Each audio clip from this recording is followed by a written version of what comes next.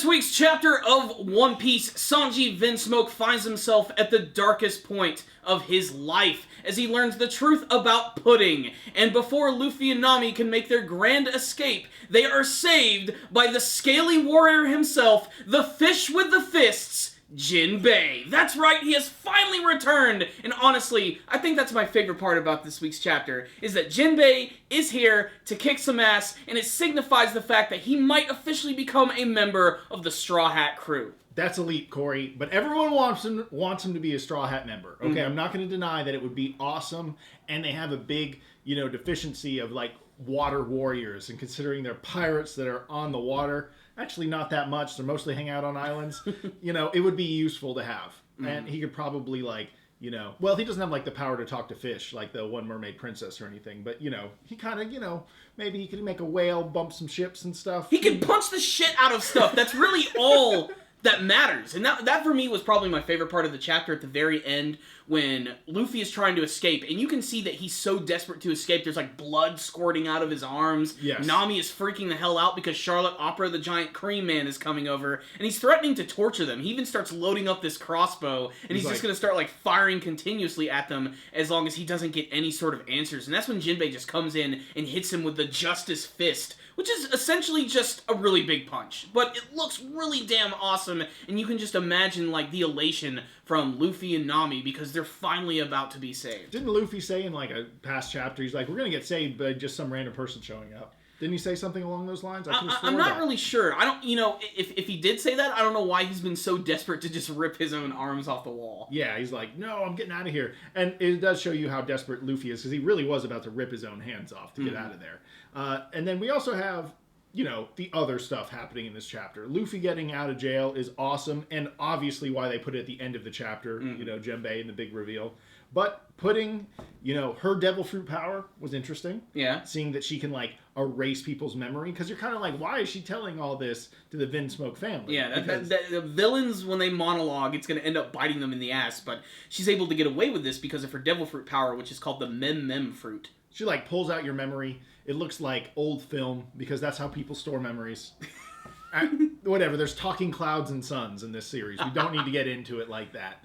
But she pretty much erases, Sanji's sister's memory after telling her everything that's going to happen the next day. And how, personally, my favorite part was Pudding's expressions of Sanji. He's first he's going to be like this, and then he's going to be like this, and so to me that was my favorite part. Maybe she's just showing off her acting chops.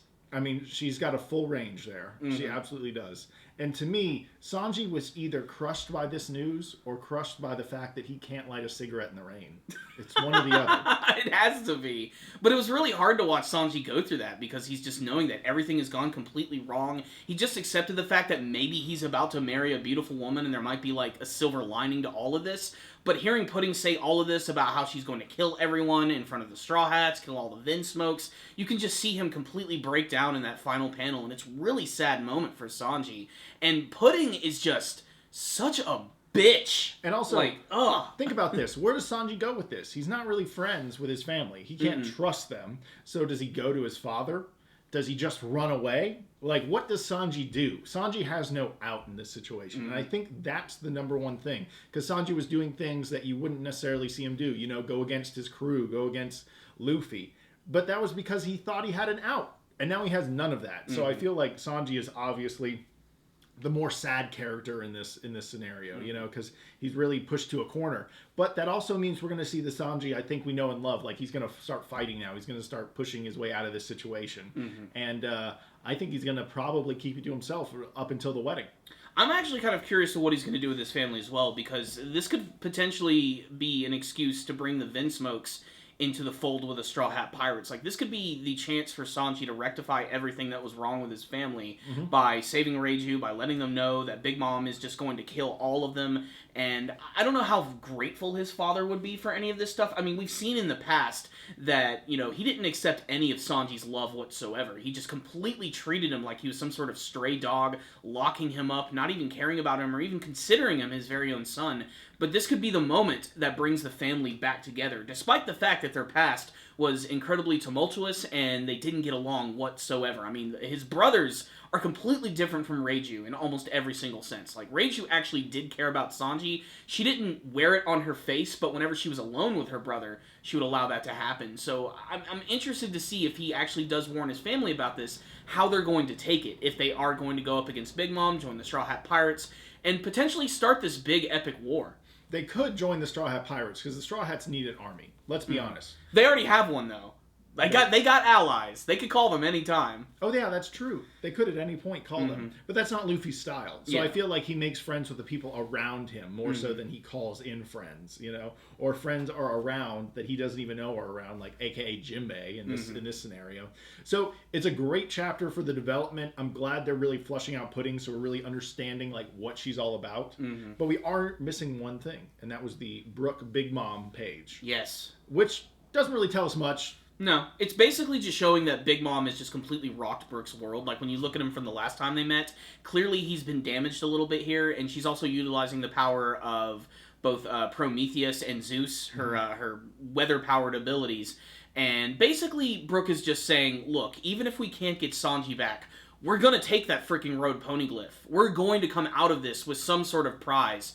And it's also just saying, look, we went into this knowing, or not even worrying about death. Like, that's not something that we're even going to think about. Basically, Brook is just throwing his resolve into the ring here. But I honestly thought that Brook would have maybe had a much bigger chance against Big Mom, considering that, you know, both of their powers are kind of soul-related. But yes. Brook looks like he's been through some shit. Like, well, I think Big Mom's just a heavier hitter. Let's be honest. Brook can handle armies of no-names, and maybe even one or two second-in-commands. Yeah. But he's not a... He's not, you know... He's not an Emperor Slayer. Yeah, he's not an Emperor Slayer. So it does not surprise me too much that he's not doing so well in this battle. But yeah. There is one more thing. What? It was very brief, but it's the scenes with Carrot and Chopper. Oh, yeah. Yes, they're trying to escape from the mirror world. That part doesn't interest me at all. I'm sorry. I'm still interested to see what they're going to do because I'm a big fan of Carrot, but, like, basically they just woke up Brule. They're tickling her, basically, trying to figure out, hey, how the hell do we get out of here? How do we get to the castle? And apparently this whole time, all they ever had to do was just ask the mirrors, and all of these mirrors start talking to them, and they say, hey, I'm the mirror from this room. I'm the mirror from over here. Hey, I just saw Sanji over here. And they don't know necessarily who they're looking for, but Carrot claims that she's a really good artist, so she's going to start drawing them, and I'm interested to see if she's going to be a crappy artist or she's going to be like Conjuro and just make a lot of like goofy caricatures of the characters. Who knows? I really can't wait to see that in action, and I'm really interested to see where they're going to land in the castle. I mean, ideally, going in front of Sanji would be good because they'd actually be able to communicate with him, but they could go to Brook and end up in front of Big Mom. They could go and meet Jinbei, Luffy, and Nami. There's just so many possibilities here. Yeah, it's also, are they going to use this power just once? Like, are they just going to show up in a place, you know, jump out of the mirror and be done? Or are they going to kind of, like, use this as, like, a portal system throughout the rest of this arc? So that's kind of interesting. Yeah. And once we get some more fucking interesting characters in there besides Chopper and Bunny Girl, you know, I just don't care that much about those I love Chopper and Bunny Girl. I want Luffy in there, you know. I want some more stuff. And by the way, where the fuck is Zoro? I want to see that. But they're off doing their own thing, man. We're never gonna see that. It's gonna be a while before we get to that shit. But I mean, if I had a favorite part of this chapter, it has to be the Jinbei stuff. It's like waiting. They knew, and they put it at the end to make you read next week. I almost sort of like forgot about him because you know they showed us that small part where he goes to meet Big Mom and he feeds her that giant like cake or those those donut balls, whatever the fuck those things are called, when he shoved them down her throat. Yeah. And then he basically just sort of went down to the same place that Luffy and Nami were at. So it makes sense that he would be there. But damn if he is not bringing the freaking pain, man. He's just such a cool character.